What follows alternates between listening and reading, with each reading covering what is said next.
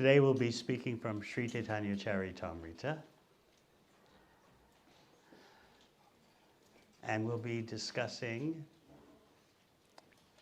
the first verse of the Shikshashtaka. So please bear in mind that we have like a one-room schoolhouse here with all the grades in one room.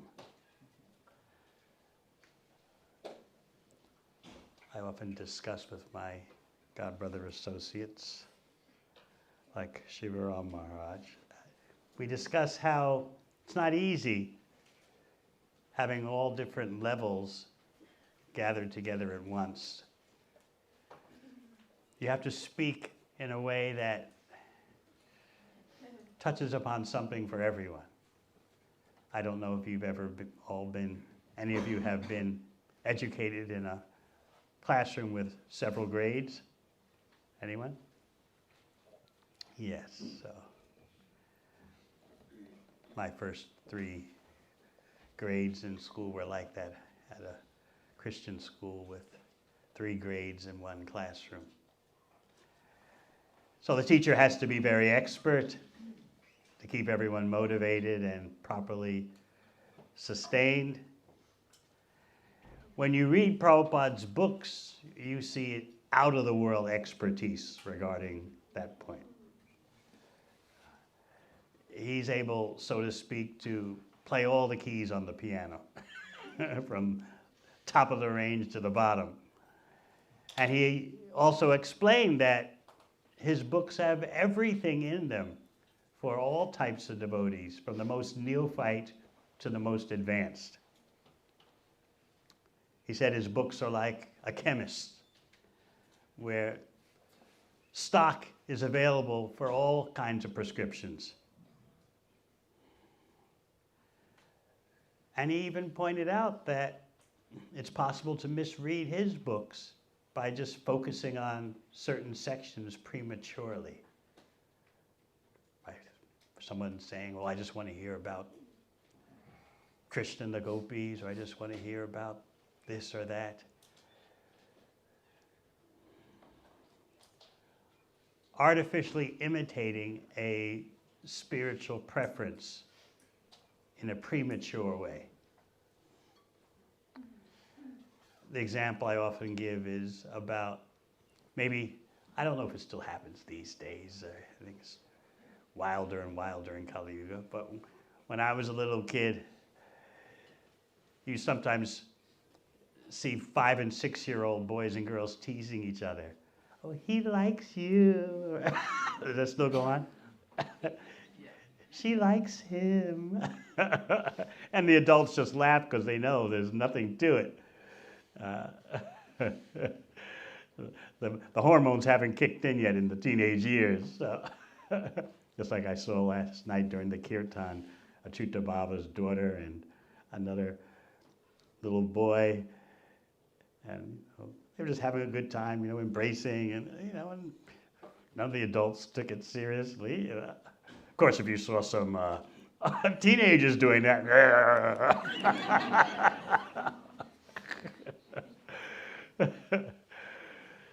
so we want to be careful about having premature, concocted predilections. Real spiritual predilections or propensities emerge naturally in the advanced stages of bhakti.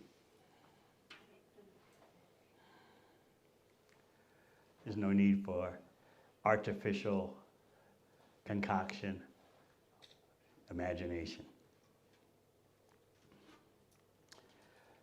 So we're speaking about how to acknowledge the reality that we have persons here who have been devotees for more than a quarter of a century, and others who are brand new.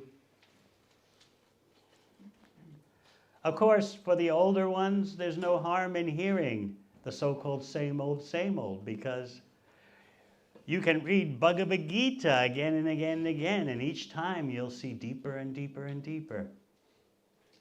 So for the older devotees, they should remember the statement by the sages of Naimisaranya. to Sutta Goswami in the first chapter of Srimad Bhagavatam, first canto. Vayam tuna vitripyama uttama shloka vikrame yach chinvatam rasagyanam swadu swadu pade pade. We never tire of hearing the so-called same old, same old. Those who actually are rasika, who know how to relish the loving exchanges with Krishna, they can hear the same thing over and over again, and each time experience what they're hearing as fresher and newer. So that's the standard we want to aspire for.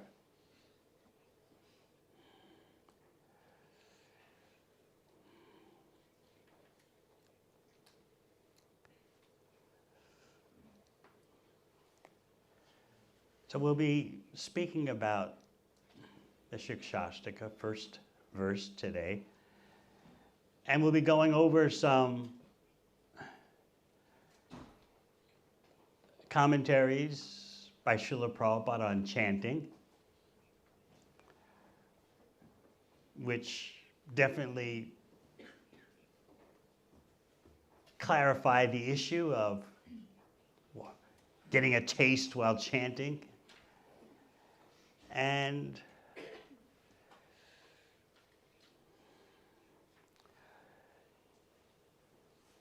we'll discuss some advanced points about what is the ultimate goal of chanting, which, as we said yesterday, is not freedom from material existence. That's a byproduct, corollary. The main goal of chanting is reviving our love for Krishna. So much so that the devotee doesn't care where he or she is located in the spiritual or the material world, he or she just wants unmotivated devotional love for Krishna. And of course, the mystical aspect of that aspiration is that pure aspiration actually is the mood or the bhava of Goloka Vrindavan. So someone with that kind of emotional state is always in Goloka Vrindavan, no matter where they are. And the perfection of that emotional state of pure love is demonstrated in the 8th verse of the Shikshashtaka. It's the pinnacle. But before we get there, we'll talk about chanting and how to renovate our whole life so that chanting takes its proper pride of place.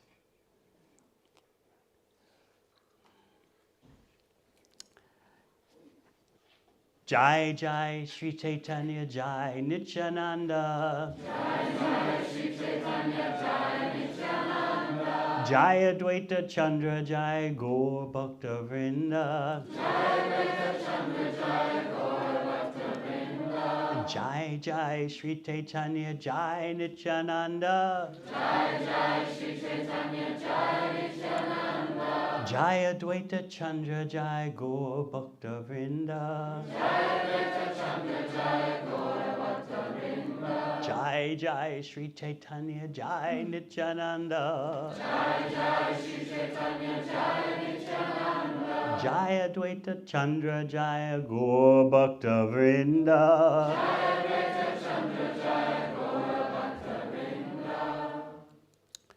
So the scene is in Jagannath Puri, where this verse comes to light, this verse that we're going to chant. And the devotees of Lord Chaitanya from Navadvip had just left. They come every year for Rath Yatra to Jagannath Puri, and then they go back. Rupa Goswami has stayed in Puri under the shelter of Sri Caitanya Mahaprabhu. That was what he was supposed to do. It's not that the others who left for Navadvip didn't have the shelter of Sri Caitanya Mahaprabhu, but there are varieties of service, and so for that time and place, Rupa Goswami was meant to stay in Puri. This is before he goes to Vrindavan. So he's writing a book, Vidagdha Madhava, coupled with Lalita Madhava. While he's writing the book, and he's writing on palm leaves, suddenly Sri Chaitanya Mahaprabhu appears. Rupa Goswami is there with Haridas Thakur. They both first stand up and then offer their flat obeisances. And Lord Chaitanya embraces both of them. So Mahaprabhu inquires, matter-of-factly, what kind of book are you writing? And Mahaprabhu takes up the palm leaf and examines the handwriting, which was exquisite. So much so that Mahaprabhu comments, the handwriting of Rupa Goswami is like rows of pearls.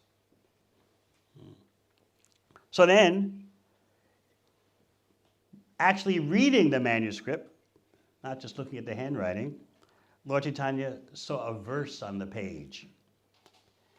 And just by reading that verse, he became overwhelmed with ecstatic love. When you hear this phrase in Caitanya Caritamrita or Nectar of Devotion, ecstatic love, sounds kind of exotic, doesn't it? You might ask yourself, well, have I ever experienced ecstatic love? You can just imagine someone says to you, I love you, and then you say, well, is it ecstatic? You know? People are so love-starved, they'll take even fake love.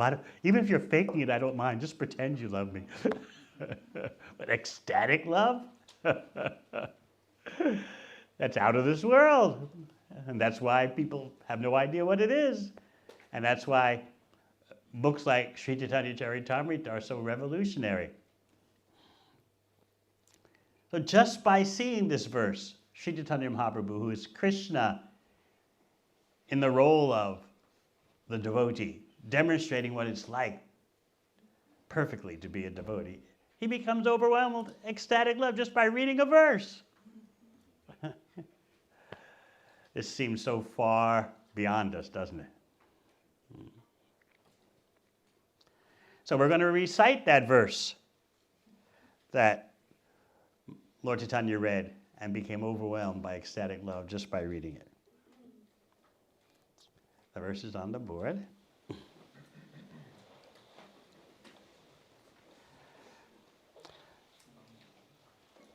Tunde tandavani timbatanute tundavali labdaye.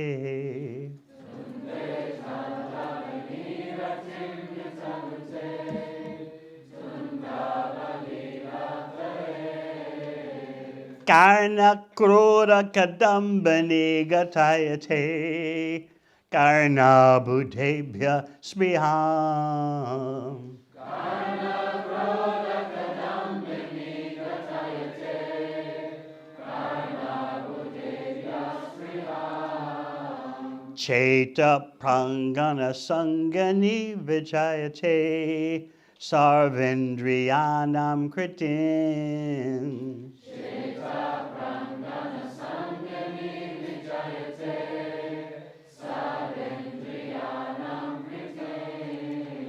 No jane janita ki adbhir amritai krishneti varna dvai. No jane janita ki adbhir amritai krishneti varna dvai. Tunde tandavaniratim vitanute Tundavali labdaye.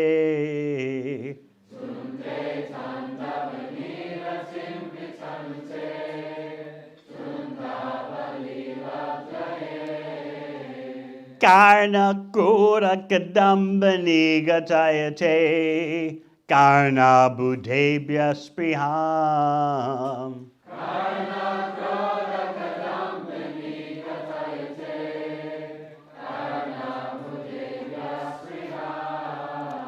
Cheta prangana sangani vijayate. Sarvendriyanam kritim.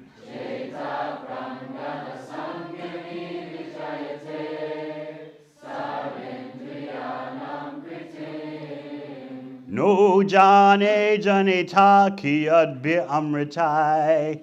Krishneti varna dvai.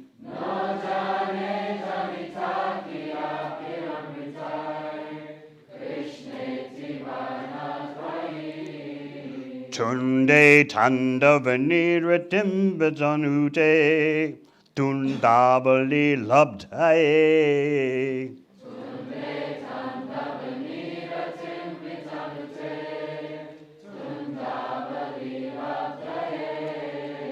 Karna kura kadambani gatayate. Karna budebhya spriham.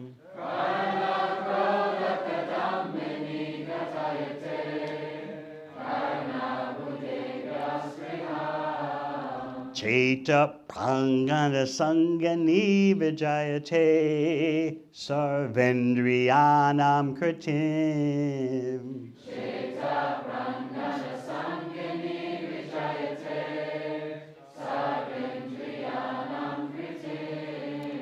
No jane janita ki adbhi amritai. Krishneti varna dvai.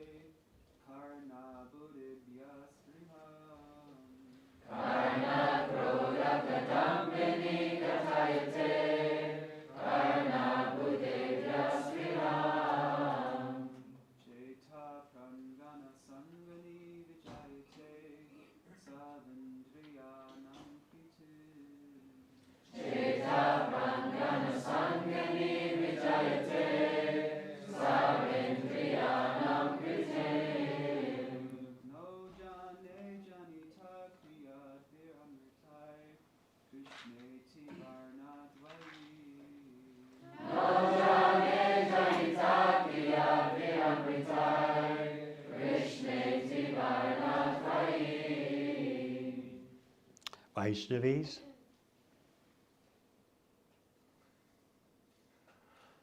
Tunde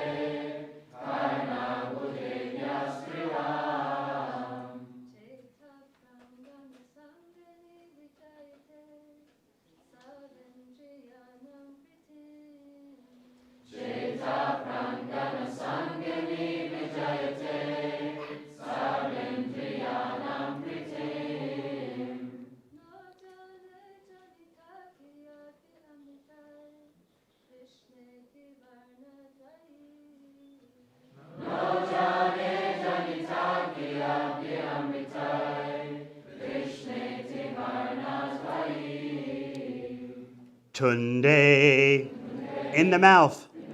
Tandavani, dancing. Ritim, the inspiration. Vitanute, expands. Tunda avali labdaye, to achieve many mouths. Karna, of the ear. Karoda, in the hole. Kadambini, sprouting. Gatayate, causes to appear. Karna arbudebhya, spriham, the desire for millions of ears. Chaita prangana, in the courtyard of the heart. Sangini, being a companion. Vijayate, conquers. Sarva indriyana, of all the senses. Kritim, the activity.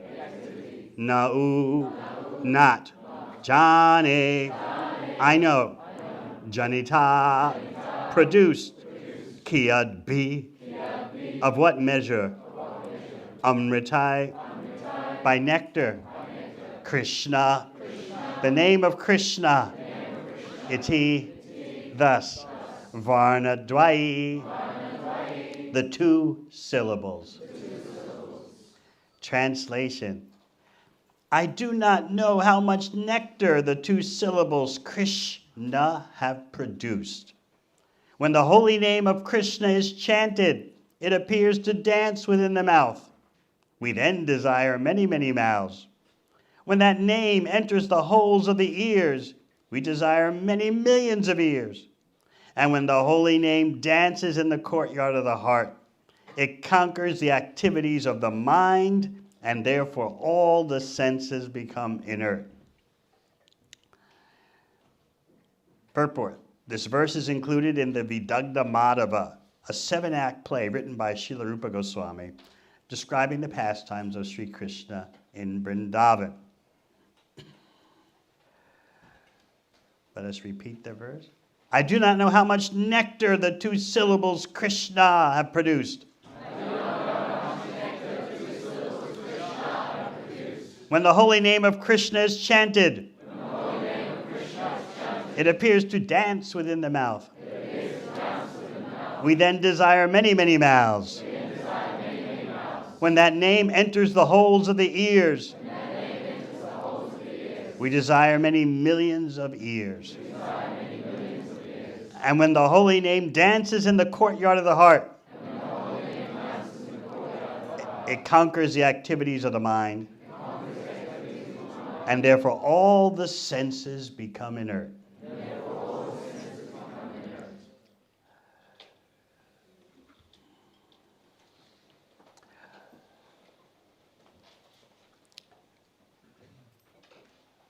Om Agana Chimadandasya Kananjana Shalakaya Chakshurmilitam Yena Tasma Shri Gurave Namaha. Jai Sri Krishna Chaitanya Prabhu Nityananda Shri Advaita Gadadhar Shivasati Gaur Bhaktavinda. Hare Krishna, Krishna Krishna, Hare Hare. Hare Rama, Rama Rama, Hare Hare.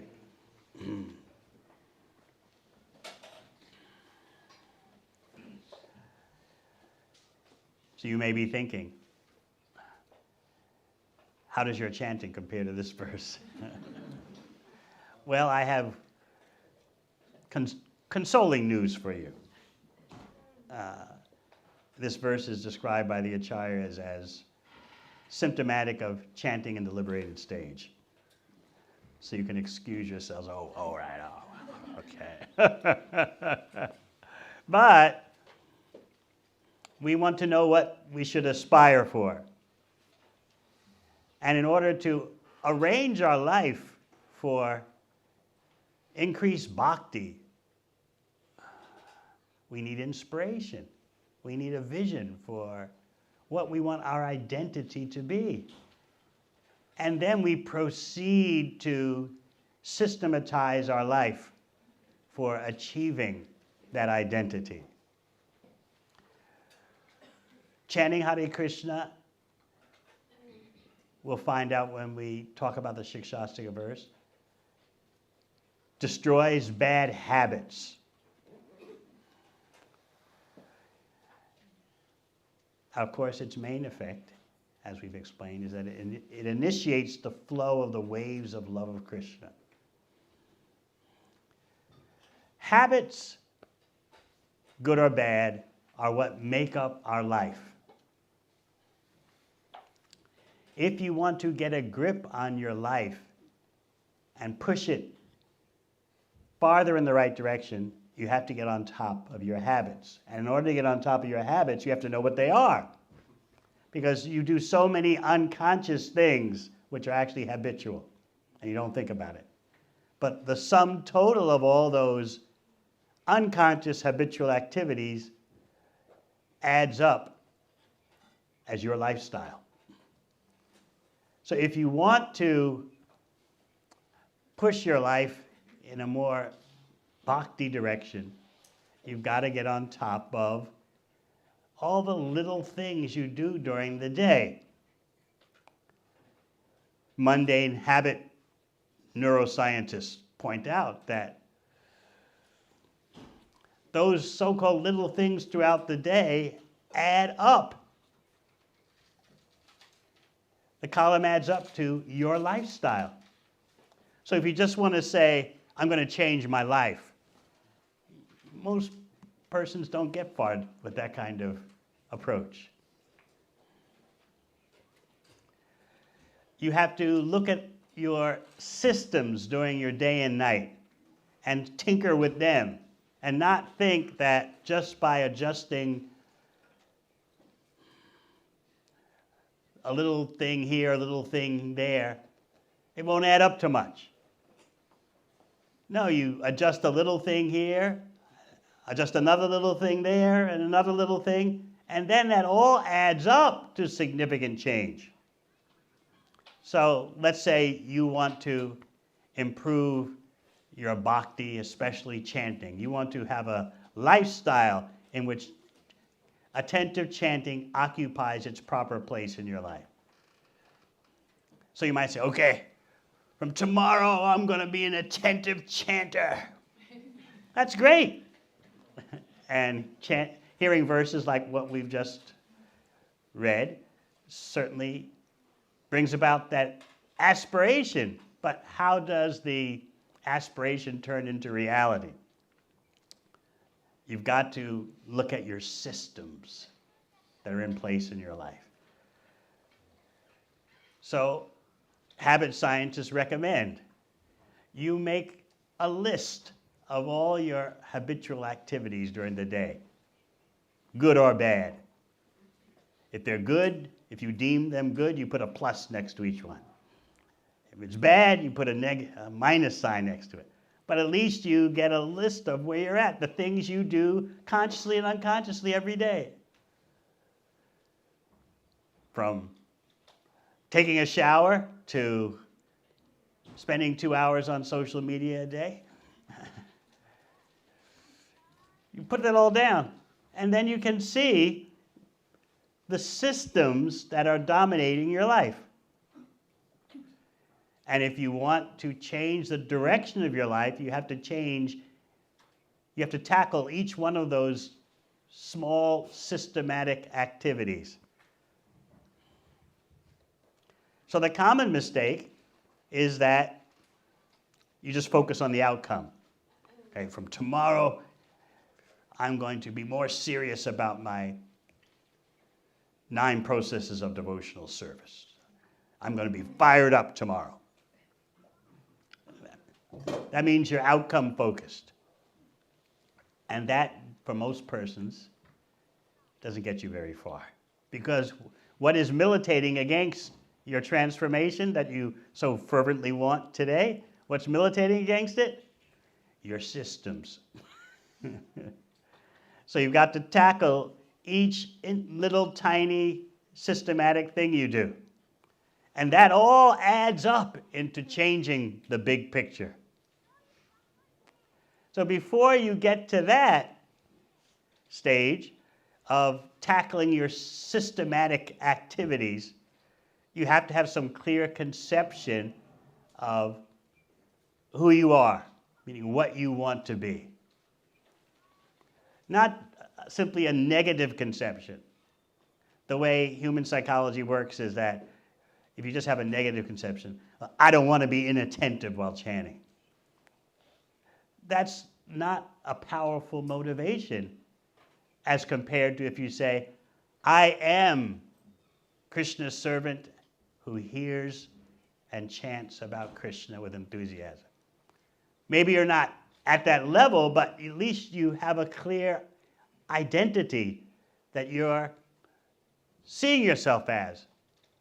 And that positive way gives you more incentive to actually make the changes. Negativity doesn't get the job done for most people. I don't want to be a this. I don't want to be a that. But what do you want to be? Just like when we go over the Shikshastika prayers.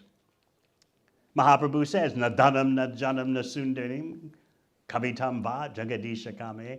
I don't want this, I don't want that. But what do you want? That's the important thing. Mama janmani janmani shrede, bhavatad bhakti hoitiki. Birth after birth, I just want devotional service. So decide what your identity is that you like. Rather than just, I got to stop doing this. I got to spend so much time late at night on my smartphone. What do you want to be? Who are you?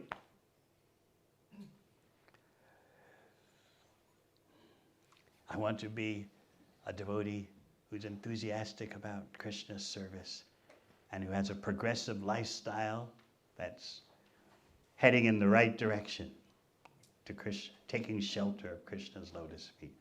Okay, now that's my identity. Now I shall look at all the aspects, the activities, the facets of my life and see how my energies are being dissipated, how I'm off track, how I'm wasting time, how I'm not as sharp as I could be. So you list all those conscious and unconscious habitual activities during your day and night and put a plus or minus next to each one. And then you go to work on that list. Not thinking that, oh, they're just little things. So what if I, at 6 o'clock in the morning when I should be focusing on my japa, so what if I check Facebook? I just do it for 15 minutes. All those little things. I just do it for this amount of time, or it's just a small thing. All that adds up. So you've got to fight the battle of the small things, and then you win the big war. Because your life is a sum total of small things, which have become habitual. So again, you have to have a positive identity. I am an enthusiastic devotee.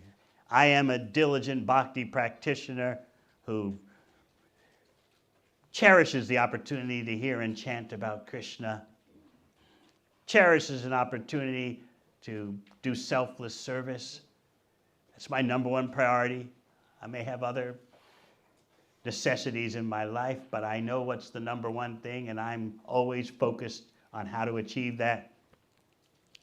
So that positive identity is more motivating and more sustaining than just, as we explained, the negative.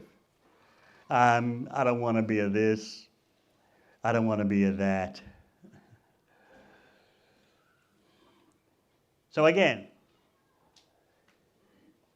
have a positive identity which develops in the association of devotees. These kids have no doubts about their identities. We play. And now Peter's coming to rain on the parade.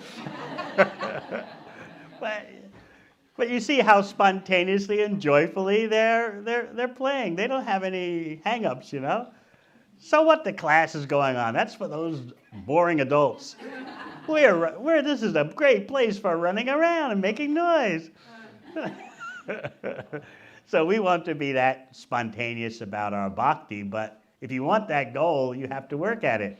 Working at it doesn't mean working yourself into a frenzy. I gotta be more enthusiastic.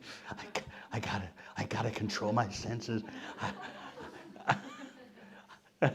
I gotta.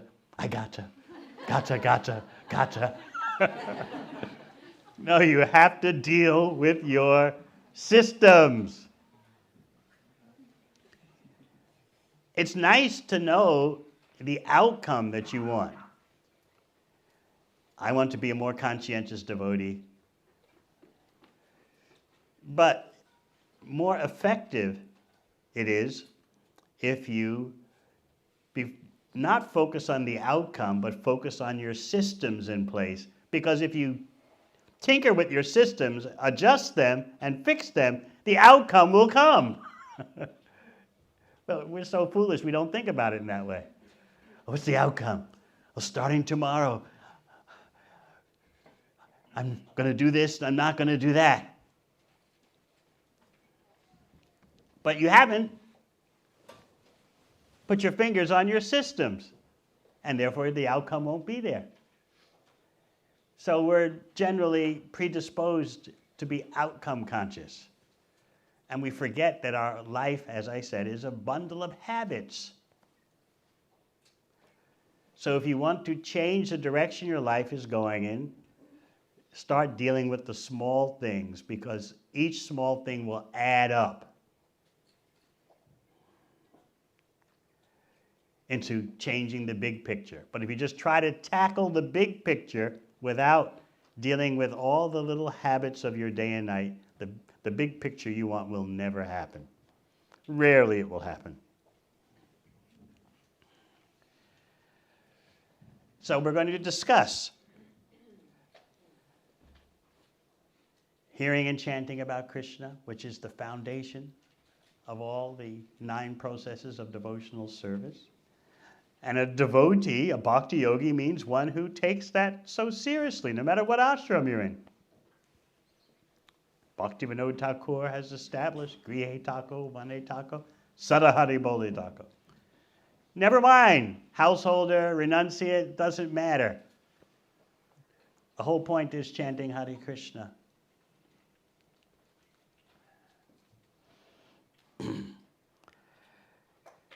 So this verse, Tunde Tandavani Vitim Padanute, Chaitanya Mahaprabhu read it from Rupa Goswami's manuscript. And when Haridas Thakur heard it, he was in the audience, he was right there at Rupa Goswami. What was Haridas Thakur's reaction? He began to dance, hearing the verse. Is this just some kind of religious fervor or some kind of exaggeration? No, you're seeing the response of a genuine chanter of Hare Krishna. He became jubilant and began to dance. And while he's dancing, he's praising the meaning of the verse. Later, Sri Chaitanya Mahaprabhu would ask Rupa Goswami to recite the verse in the presence of Sarvabhauma Bhattacharya, Ramananda Roy, and Srup Damodar. And Rupa Goswami was a bit shy. First, Chaitanya Mahaprabhu said, recite that verse. We call it the Ratha Yatra verse, about Krishna's dearest devotee, longing for him to return to Vrindavan. Now we're at Kurukshetra, but this is not the place. It's too much opulence here, too much royalty. I want you back on the bank of the Yamuna River in Vrindavan.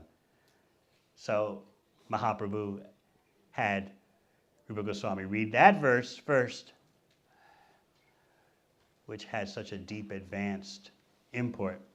And then Mahaprabhu told him, and what about that verse about the holy name? So Rupa Goswami was shy, didn't want, but Mahaprabhu persisted. And so Rupa Goswami read that verse that we're just chanting, and Sarvabhauma Bhattacharya and Ramananda Roy and Srup Damodar said, we've never heard such a more wonderful verse glorifying the holy name.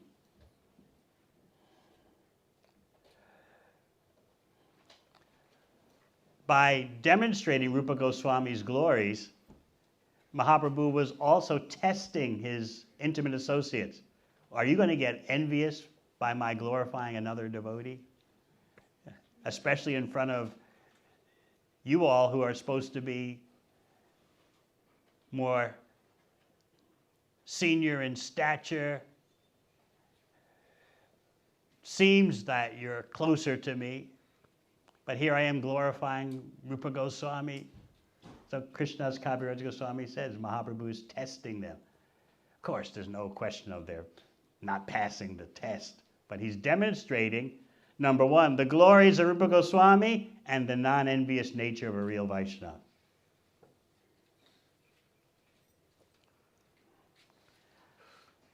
Maybe sometimes this has happened to you. Someone talks to you and starts glorifying another devotee. And you may feel a little, neck beads are getting a little tight around the neck here. Because you're thinking, what about me? Have you noticed my glories?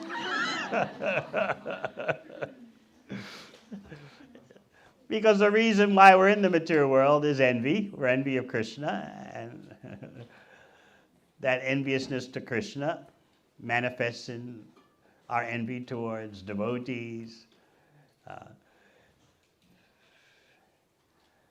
It's a contamination that we have to be aware of, and what the root of it is. So, of course, Sarvabhauma Bhattacharya, Ramananda Roy, and Srup Damodar passed the test without any problem. Mahaprabhu's demonstrating their bhakti qualities. We want to look at the purport, since we just had a short purport from Srila Prabhupada. We'll look at the purport, the verse and purport to 101.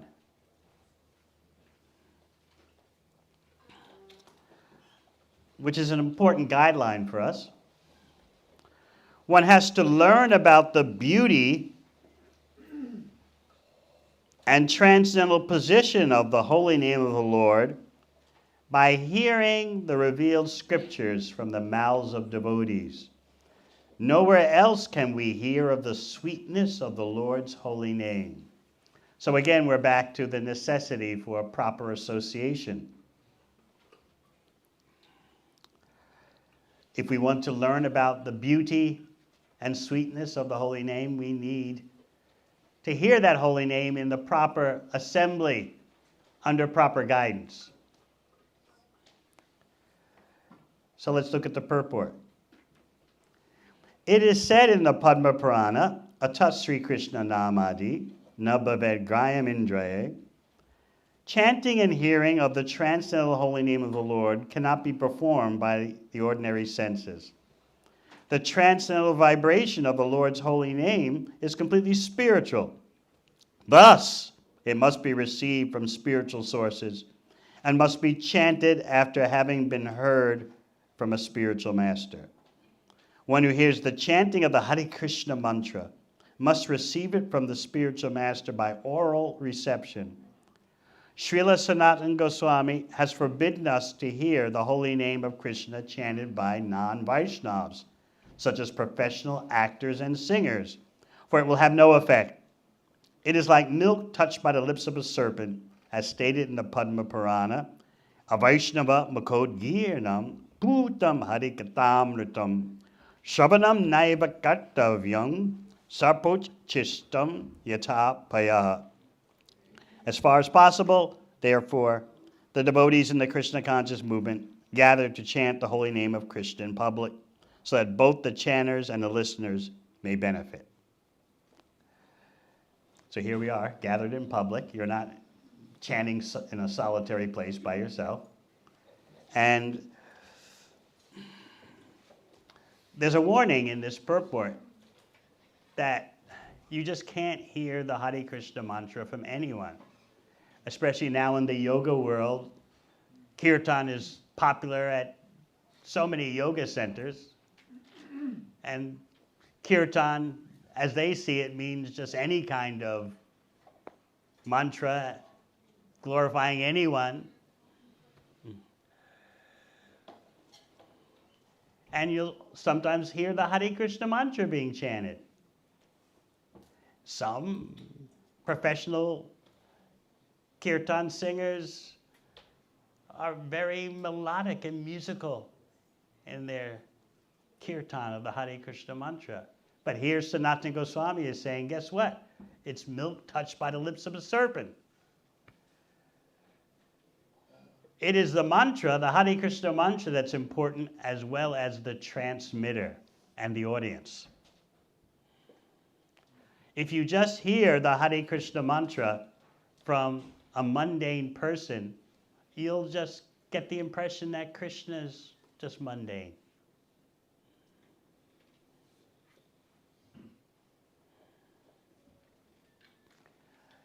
Your heart will in no way be impregnated with the desire to perform devotional service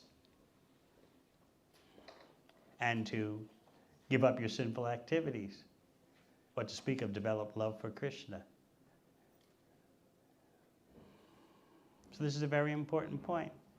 From time to time, mundane kirtan stars appear in the world. And their musical arrangements sound very nice. In India, there are professional Bhagavatam reciters who can chant the verses very melodiously. They tour all over the world sometimes, going from one Indian community to another. But no one's inspired, in the audience, no one's inspired to give up their sinful activities and dedicate themselves to devotional service. In fact, what happens is you just take everything in a mundane way. Oh, the professional kirtan singer is chanting Hare Krishna. He's chanting Durga. He's chanting Shiva. And it's all just hodgepodge. It's all just the same thing. The main thing is that we should just relax and find some peace, at least for 5 minutes. And then we just go back to our regular life. In fact, this kirtan is part of our regular life. Here is mundane, there is mundane, and it's all about just trying to relax, you know? Trying not to have any anxiety, although our lifestyles are so horrible, they're producing oceans of anxiety, but if we can just get some relief for a few minutes, wow, it's kirtan. So that's the negative. Don't hear the Hare Krishna mantra or Krishna Katha from improper sources. You'll be deadened by the effect. The positive is that by hearing the Hare Krishna mantra properly, receiving it properly, you become inspired to advance in your spiritual life. So we briefly spoke yesterday about how it's true that any devotee who encourages someone to chant Hare Krishna has done eternal good. But the level of eternal good you do depends on your own personal quality.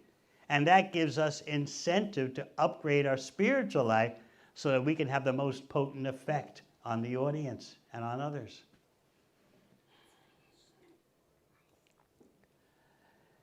Chanting Hare Krishna, kirtan, for both the chanters and the responders, gives you a sense of responsibility, a mandate, so that the sound vibration is more potent.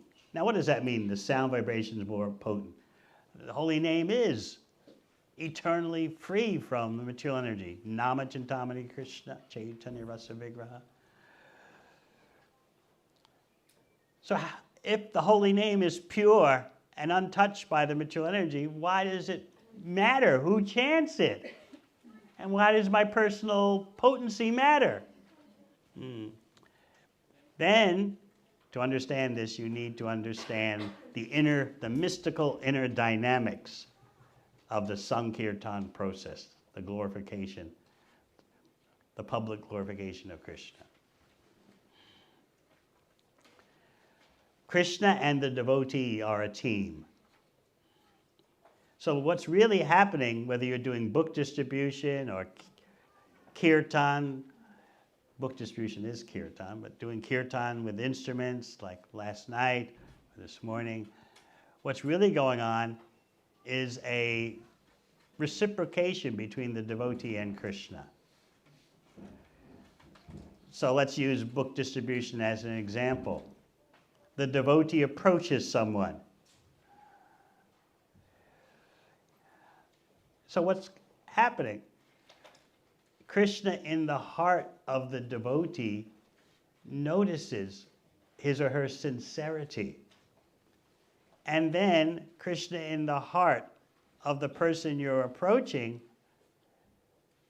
tells that person, this is what you're looking for. You should take this book. So it's teamwork. It's a tag team.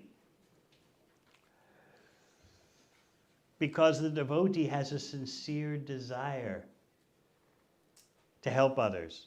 Krishna notices that, and then Krishna makes the arrangement in the others.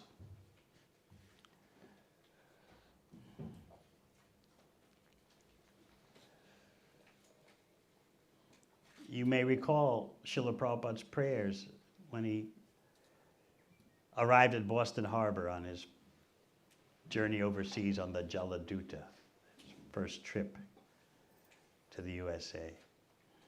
He wrote those prayers, those famous prayers. And he was saying, how will these people ever become Krishna conscious? Oh, they're so covered by passion and ignorance. As we saw last night in the spring break video clip. So Prabhupada was wondering that. But then he said, but Krishna, Maya is your energy. By your arrangement, people fall into Maya. By your arrangement, they can come out from Maya. I wish that you deliver them. So that desire of the devotee causes Krishna to reciprocate. And therefore, the deeper our desire to give Krishna to others, then Krishna reciprocates by uplifting the general population. This is how the Sankirtan Yajna works. You might think, well, how does my little individual outreach effort really affect the world? But you've forgotten who's in everyone's heart. Sarvasya chaham, hridi sanivishto, matasmiti aganavapohanam cha. Krishna is seated in everyone's heart.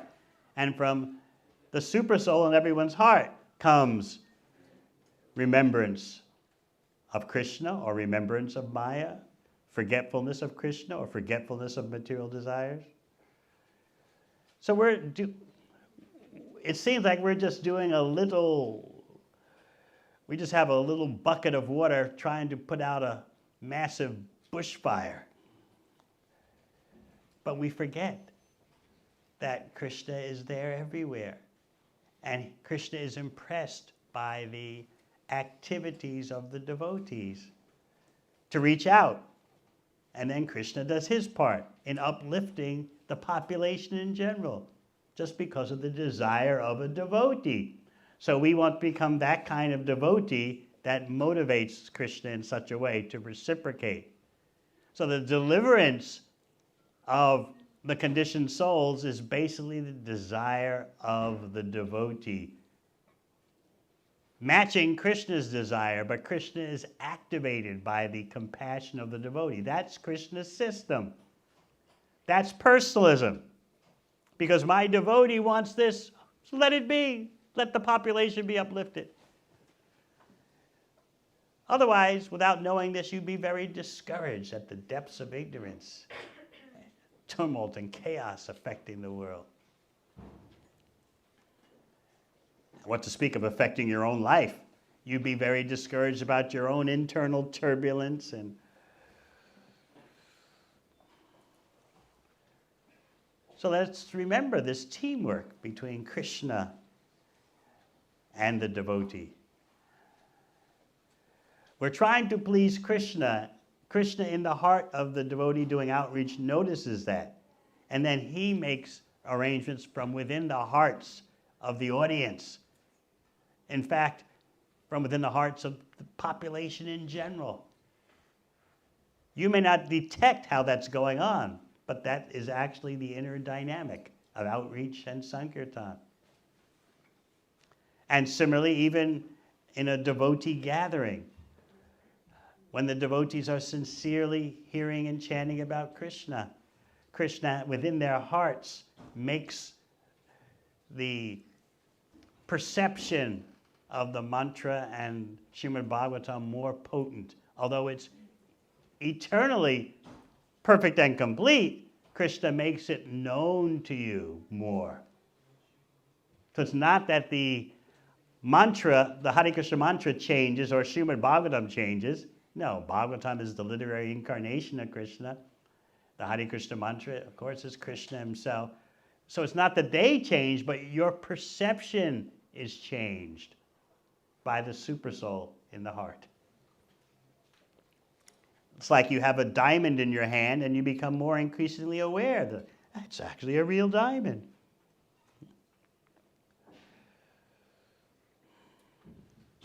So these are the secrets of the whole process of hearing and chanting about Krishna, whether for a devotee's own benefit or for the benefit of the whole world. You're part of a team. So, according to the potency of your sound vibration, persons can be inspired to various levels. Everyone benefits by a devotee chanting Hare Krishna. But if the devotee is dedicated to advance in spiritual life, the sound vibration becomes more dynamic. Krishna agrees. It's not that the sound vibration changes, but Krishna agrees. I'll let the audience perceive more of what's going on. So this is why, if we really care about other living entities, we want to sort out our lifestyle and always focus on how to improve our bhakti practices so that we'll inspire Krishna to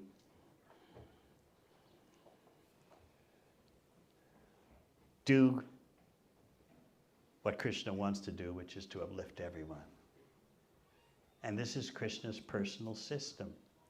Teamwork between the devotee and Krishna always goes on. This is how important a devotee is. Krishna says, all right, you want to deliver everyone?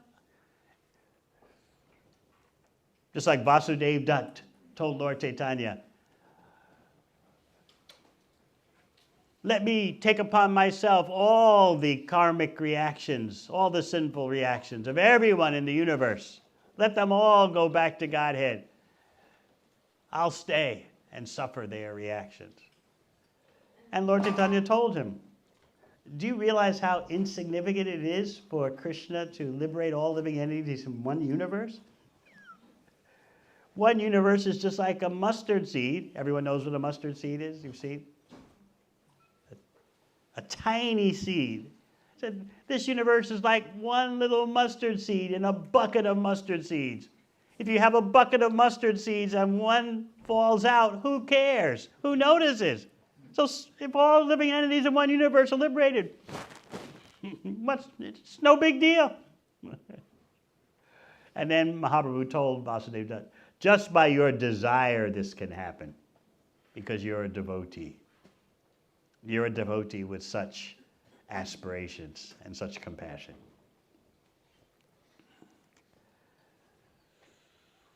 So again, this verse we chanted today is symptomatic of the liberated stage of chanting.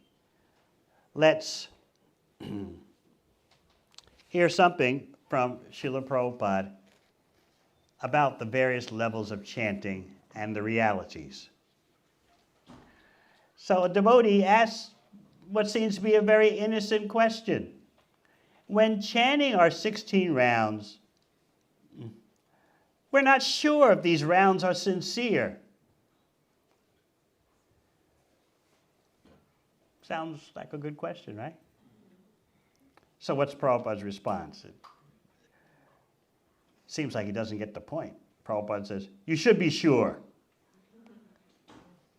The devotees, how can we be sure that if our rounds are sincere? Prabhupada said, you should be sure.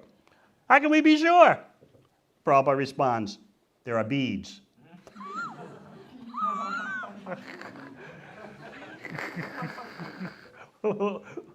Yeah, right, they're beads. We know that.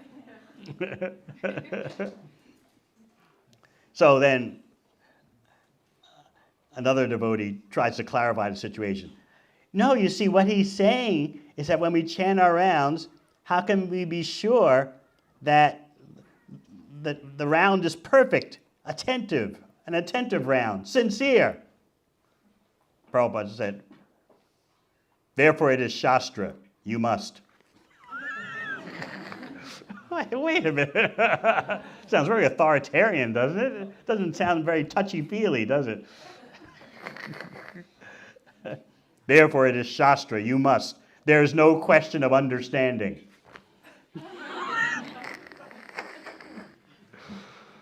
Oh, well, we're in the wrong gathering, the wrong society. So, just to help you understand, Prabhupada is taking the role like of a chemist. And you go to the chemist with a prescription. You've got a prescription and do you ask the chemist, well, I want to know exactly the manufacturing process of this medication. And the chemist just says, look, you're sick, just take it. Take your pills. But how do I know if it's sincere? Just swallow the pills. So that's what Prabhupada is saying. How can we be sure? There are the beads.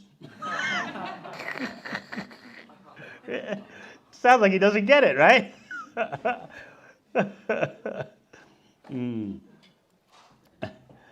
So still, the devotee doesn't give up.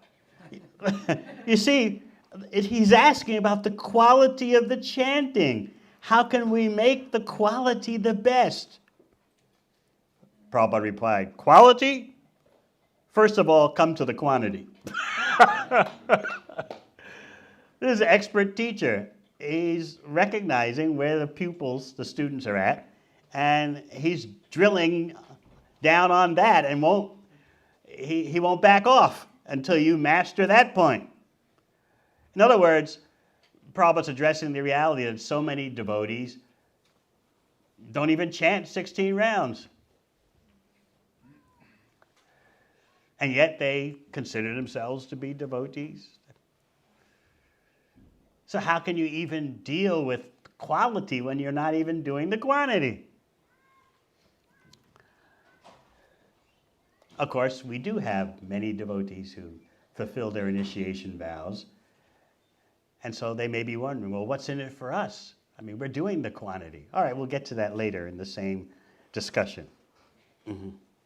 So Prabhupada says, quality, first of all, come to the quantity. You'll understand.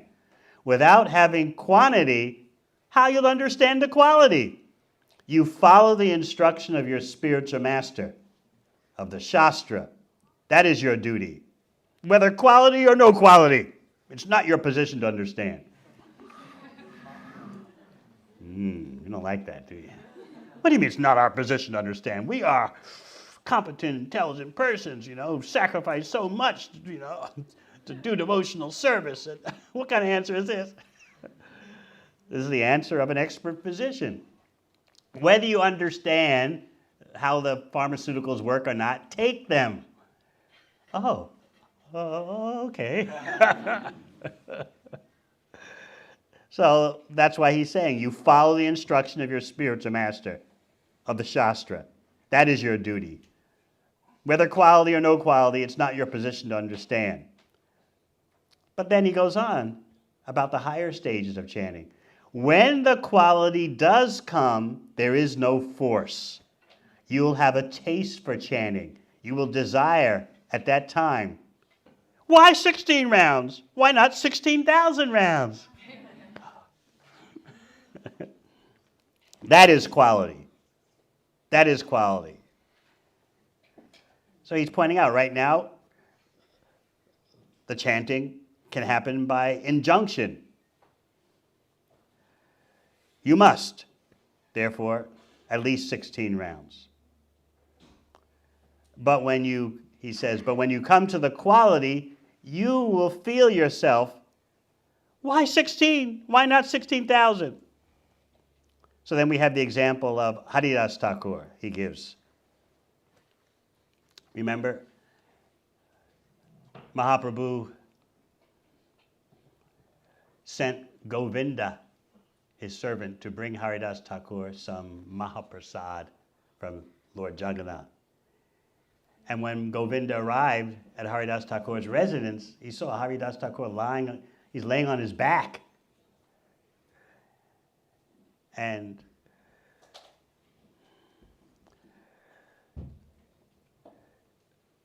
Govinda presents the Mahaprasad to him, and Haridas Thakur says, I can't eat because I haven't finished my rounds. But it's Mahaprasad. I can't deny it. So what do I do? So Haridas Thakur accepted the Mahaprasad by first offering prayers to it, recognizing prasad is not ordinary. He offered prayers to the prasad and then honored it, even though he hadn't chanted all his rounds, because he said, it's Mahaprasad, I can't deny it. So the next day, Mahaprabhu comes. Obviously, Lord Caitanya heard Haridas Thakur is ailing. He's laying on his back, chanting slowly. So he comes before Haridas Thakur and asks, how are you feeling? And Haridas Thakur replies, my body is well, but my mind and intelligence are diseased. Now, what does that mean? He's laying on his back, chanting slowly and saying, my body is well, but my mind and intelligence are diseased. This is Haridas Thakur letting us know that without chanting your rounds, your mind and intelligence are sick.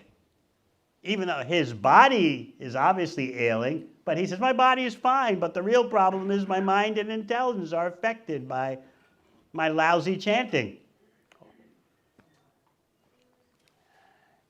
Well, Lord Caitanya said, well, can you tell me what your disease is? And then Haridas Thakur underlines the point. My disease is that I haven't finished my rounds. That's my real disease. So Srila Prabhupada comments in the purport there that in our International Society for Krishna Consciousness, we fixed the number of rounds at 16 so the Westerners won't feel burdened. We already feel so much burden, right? How to squeeze out 16 rounds, how to get through. Oh, it's 11 o'clock at night. What am I going to do? Should I carry them over to the next day? Should I finish them now while I'm falling asleep between each bead? But here, Srila Prabhupada is saying we fixed the number at 16 so that Westerners won't feel burdened.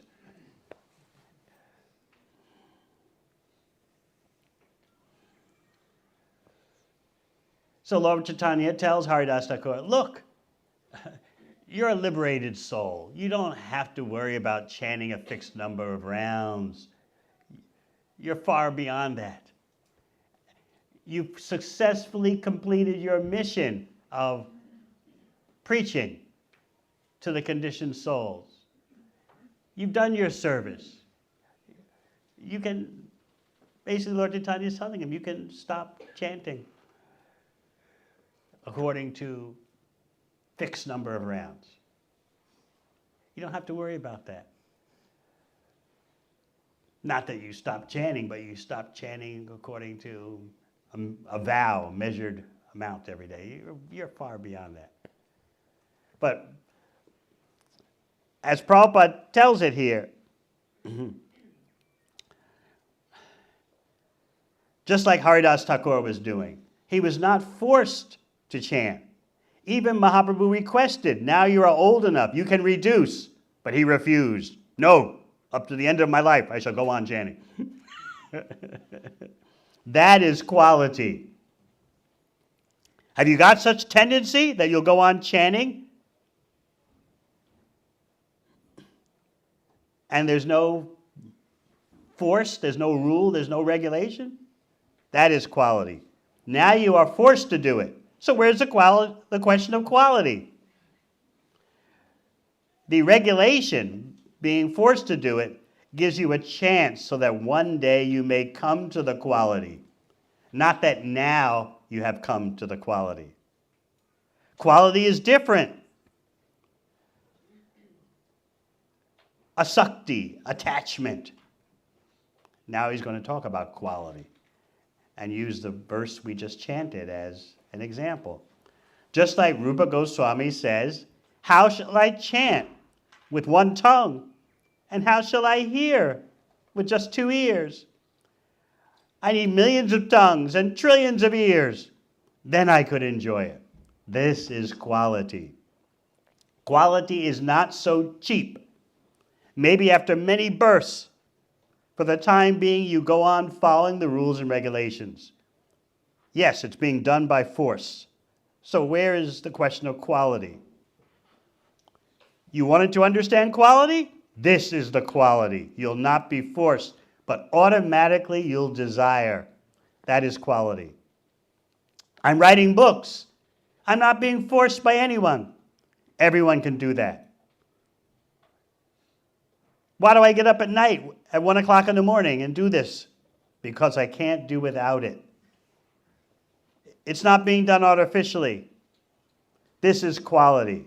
Therefore, people like my purports. The quality is shown by Chaitanya Mahaprabhu. Shunyayatam Jagat Sarvam Govinda Virahename.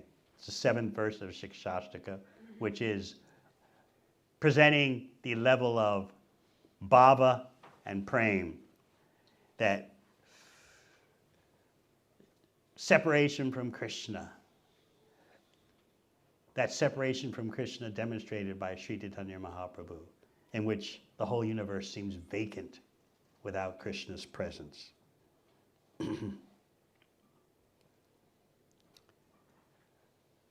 So Prabhupada is giving that as an example of the quality. But you say, well, we're so far away from that. But we should know about this, and by hearing about it, our aspirations develop, and we want to make our identity that way. So especially for the older devotees. Yes, they should be concerned with quality. Hopefully the older devotees have practiced quantities year after year with dedication. Hopefully they've learned how to give the Hare Krishna mantra the pride of place in their day, and it's the crest jewel of their 24 hours. And then quality will come of its own accord.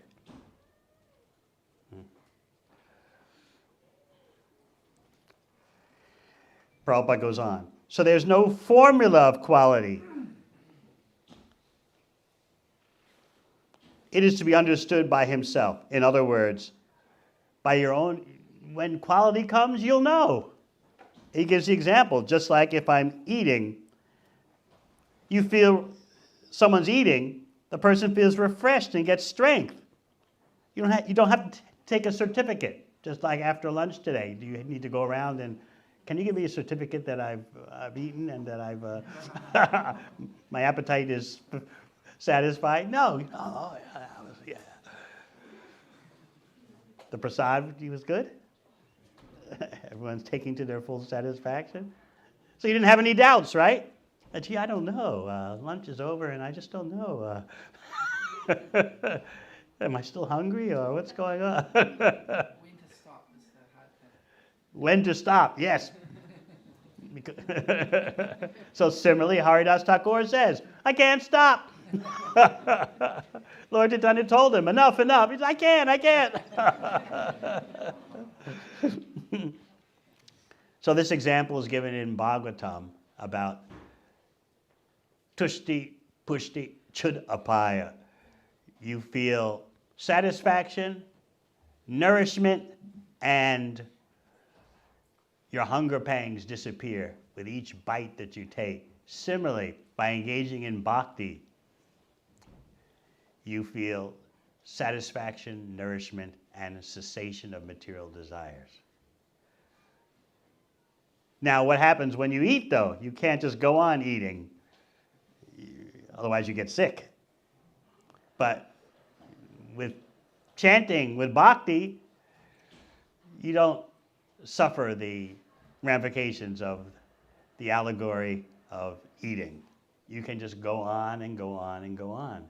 And you don't lose your taste. In fact, the taste becomes fresher.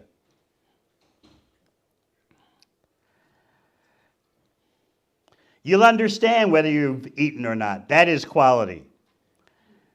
When you feel so much ecstasy in chanting Hare Krishna, that is quality, not artificially.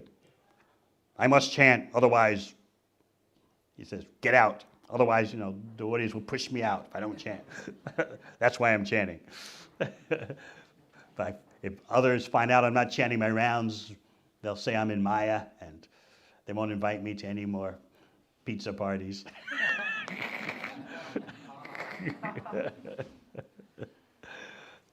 I won't be able to do kirtan at the loft or the bhakti lounge. So, all right, I'll do it. Hare Krishna.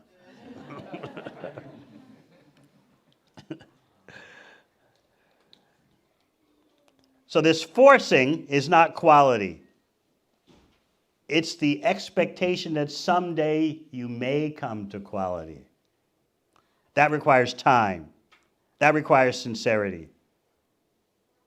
In other words, the sincerity is shown by your understanding that I'm taking the medicine because it's the best thing for my disease, and that good health will come, the quality will come of its own accord. That's sincerity.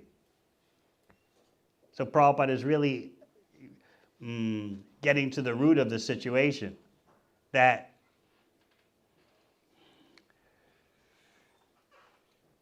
you take your prescription, your prescribed medicine, you focus on that, taking it properly, and then the quality comes of its own accord when it comes.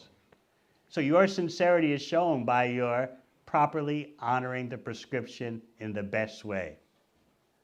So for those of you who are chanting your rounds every day, then you should be concerned with the quality of the chanting in terms of the routine observable features of your chanting. deal with your environment. You may have the best motivation, the best inspiration. Wow, I've been to the Recharge Festival. Now I'm going to really focus on my hearing and chanting in spite of all the other tumult in my life. But what about the environment around you? Have you adjusted your home environment or your ashram environment so that you can actually achieve your aspirations? Because you may have the best aspirations and motivations, but your environment will choke you. It's like planting seeds amongst weeds and gorse. You're trying to grow vegetables and you just plant the seeds amidst a patch of gorse. You've got to deal with your environment, and that is part of sincerity. Not that, oh, I'm sincerely wanting to chant and read better. And then meanwhile, around you in your home are all kinds of distractions. And you may feel just defeated by it all. Oh, maybe when I'm 70, then I'll have a clear shot at having a focused bhakti practice. No, you've got to every day make an effort to sort out your environment. Neuroscientists point out something called nudging. That, let's say, you want people in a certain environment to eat more fruit instead of drinking sugary drinks, or drink more water. Everything so much depends on when the people walk into, let's say, the cafeteria or the dining area, what's right in front of their eyes? Is it sugary drinks, or is it water, or is it fruit? And so many tests have shown that if you change the positions of everything, put the sugary drinks hidden behind the counter, put the fruit in bowls on the table, put bottles of water everywhere, it makes it much easier for people to do the right thing. In other words, you've created nudges. People are choosing, but you've nudged them.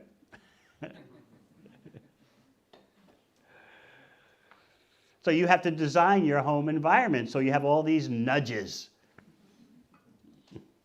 Now you might say, well, how can we do that? Some of us have tiny flats. Well, if you can't have a sacred space in one room, at least have it in a corner of somewhere. That this is where I really lock in and focus. This corner of my 2-room flat. So these are all practical ways for being sincere. And then the quality comes of its own accord.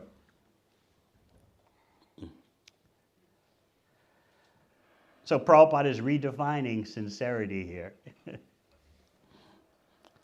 And he quotes from Caitanya Caritamrita, Nitya Siddha Krishna Prem, Sadhu Kabunoi, Shavanadi Shuddha Chitte, Kodaye Udoy. Pure love of Krishna is eternally established in the hearts of the living entities. It's not something added from outside. It's there and it's revived by the process of hearing and chanting. And when we talk about hearing and chanting, we have to bear in mind that hearing and chanting reflects your whole lifestyle. The selfless service feeds into the hearing and chanting, as you often explain, and the hearing and chanting feeds into the selfless service. So therefore, in the first canto of Bhagavatam, you read, Vasudeva Kata Ruchi Shan Mahat Sevaya Vipra.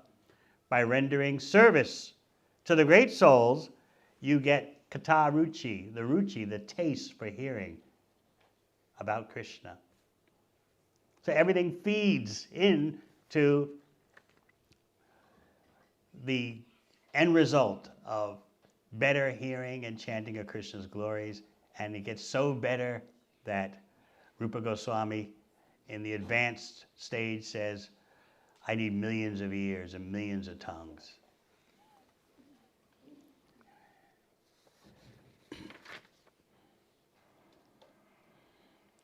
When the heart is purified by hearing and chanting, love naturally awakens.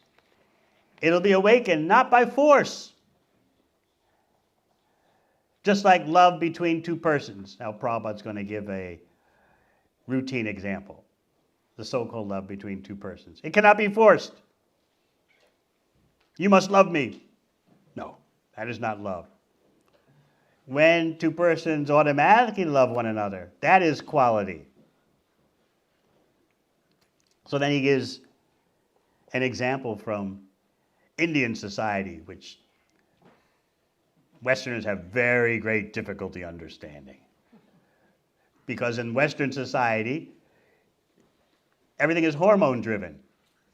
Love is about hormones at the moment. And relationships are all about harmonic convergences. Whereas the Vedic system, which sounds so exotic and antiquated, is about structuring life, structuring society so the hormones are contained. And Westerners have a hard time understanding that. The whole Varnashram system is about structuring in a systematic way the hormones, so the hormones don't drive everyone crazy. And Western so-called civilization is about let the hormones drive you mad. That's what life is all about. You feel some attraction for someone? Oh, how good on you. There's no container for all this madness. There's no structure. And therefore, it's tragic. Human beings are left to be so, they're like dashed on the rocks in the surf. Even if you are drowning at sea and make it to the shore, the waves just dash you against the rocks. There's no protection. In fact, the idea is who needs protection from the hormones? It's all part of life.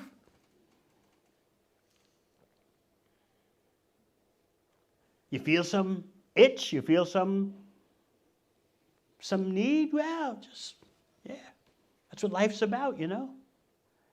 In fact, the prejudice is that whatever you do, don't get in the way of the hormones. How dare you interfere with someone's harmonic attractions? Get it on. That's considered the pinnacle of social advancement.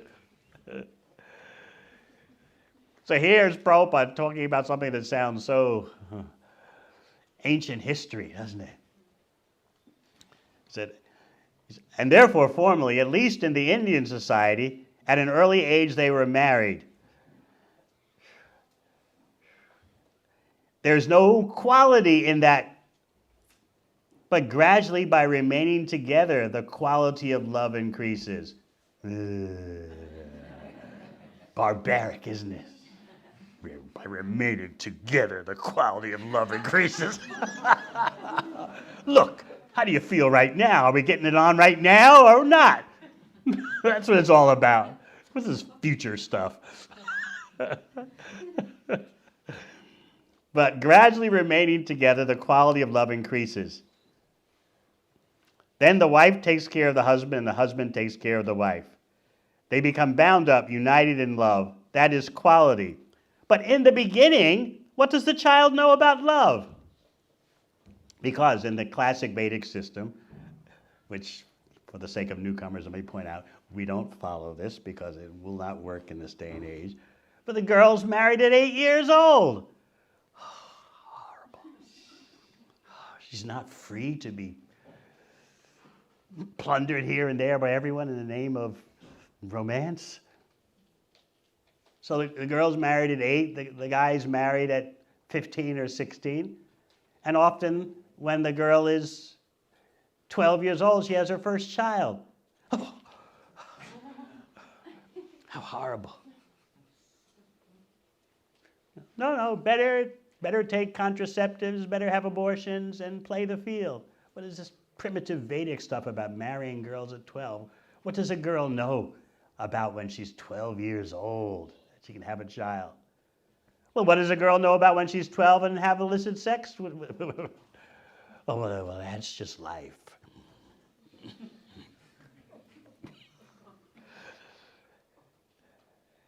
So Prabhupada's giving an example that about how first there is the proper setup, and then in time quality comes. But this sounds so exotic to us, doesn't it?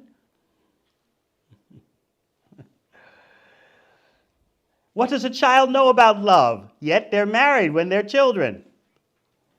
They don't live together, though. They don't live together until puberty. But a Westerner would think, okay, they're married before puberty, then when puberty comes, they're shackled. They can't play the field and go to parties and have fun with everyone. Oh, how barbaric. What a horrible life. But Prabhupada's pointing out that they're thinking, even though they're children, they're thinking, I've got my husband, I've got my wife. And as the age increases, their dealings become more intimate. Then they become affectionate. That is quality. But not in the beginning is there any quality. It's all by the parents' arrangement.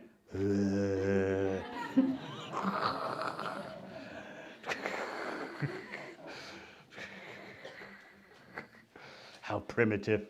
Dinosaurs, huh?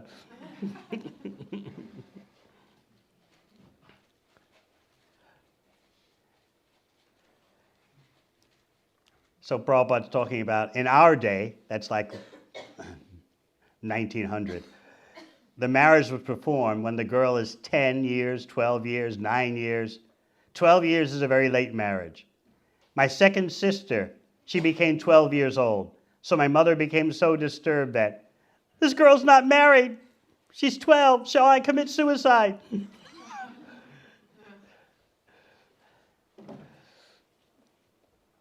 My mother-in-law was married at the age of 7 years, and my father-in-law was 11 years. I was also married. My wife was 11 years. Oh, it sounds just like another universe, doesn't it? You just get the feeling, well, what does a young child know?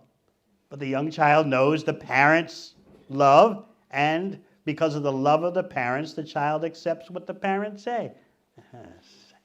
Just sounds so alien, doesn't it? What the parents may love me, but when it comes to who I'm shacking up with, that's my business.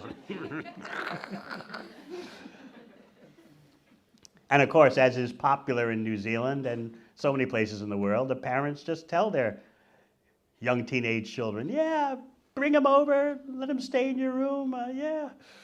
It's all part of life. Why should we get in the way of that? It's what we want to do also.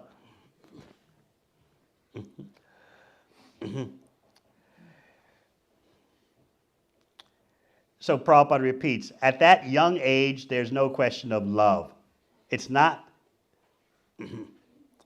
but it's not that the wife and husband live together. They're too young. But when the girl's grown up, then she goes to the husband. Otherwise, before that, she remains with the father and mother. Sometimes the little boy and little girl, they're officially married, but they meet, and the girl gives a little something, a little present to him.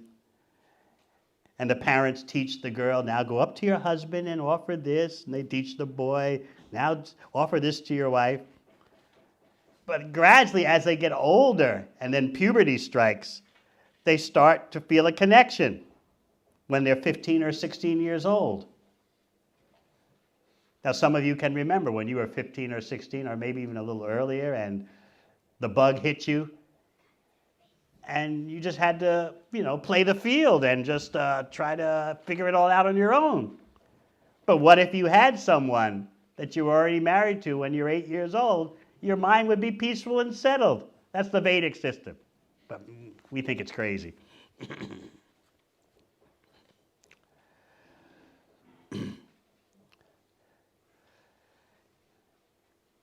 So both of them, since a young age, a little age, have already developed that she's my wife, he's my husband, psychologically. So Prabhupada continues, there's no question of divorce. The love is so strong, they cannot dream even that there'll be separation. I should leave her, she should leave me. They can't even dream it. They may fight. The husband and wife fighting, that's not unusual, right?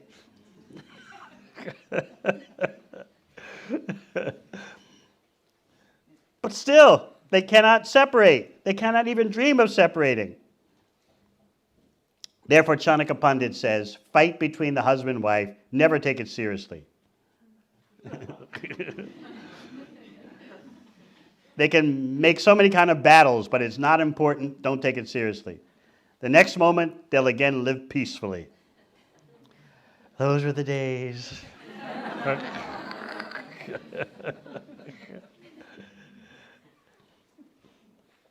So according to Indian culture, there's no divorce. There's no question of divorce. Both the husband and wife cannot dream of divorce. The love was so strong. And he gives the example of Mahatma Gandhi, Mohandas Gandhi. He fought with his wife and pushed her out of the house onto the street. Get out! I don't want you. And then she began to cry on the street. Where shall I go? You've driven me away. Then he says, oh, come back. Okay.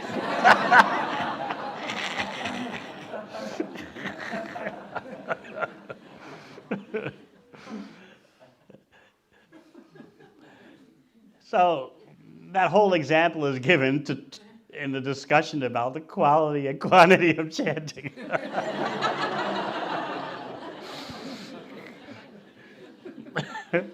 So we can't understand the example, and what to speak of quality and quantity of chanting.